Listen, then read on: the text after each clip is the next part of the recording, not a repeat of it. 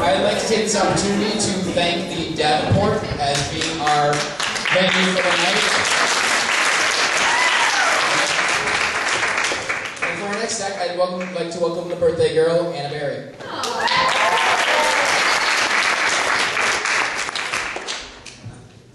Hey everybody! Alright, so my name's Anna Berry, and I don't know, I see a lot of Riverside faces up here, so how many of you know Bryant Berry? Any of you? You might know him as Barry. He's my older brother, he graduated last year. Well, that's probably a good thing from what I'm about to tell you.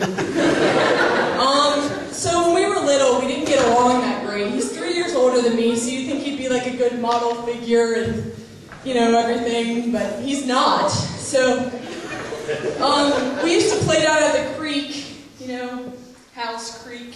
We used to go down there and play a lot.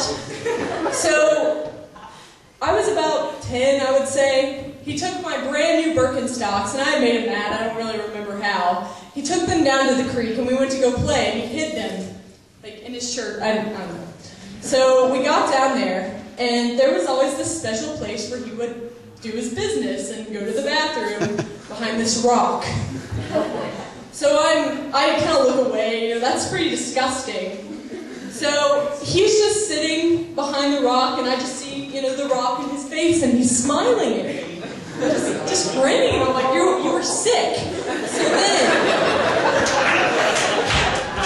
then I see my shoe, my new Birkenstock, and there's a little, like, poop, and he sailed it off into the creek. He just let it go, and he's just grinning and smiling at me, and I was like, who does that? That is so sick.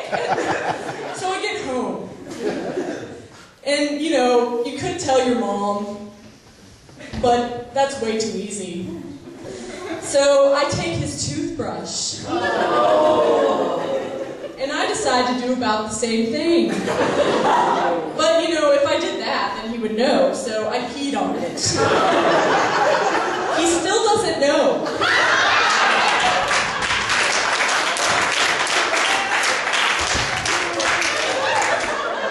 So,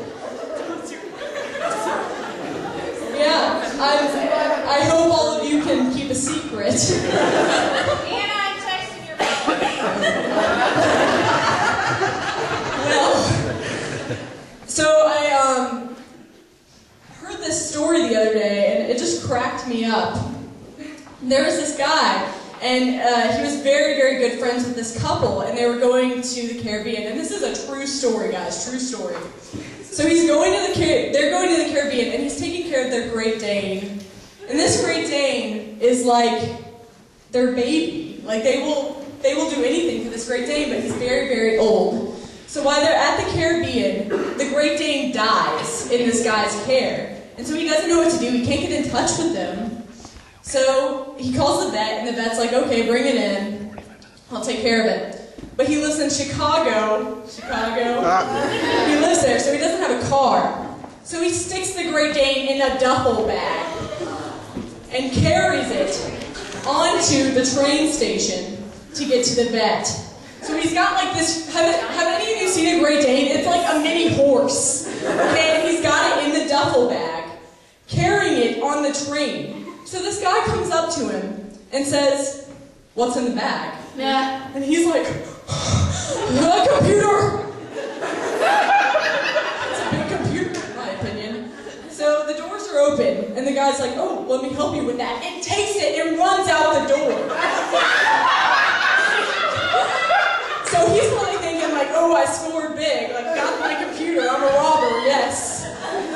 And then, I mean, the guy, you know, by then he's just like, whatever, you know, like, screw it.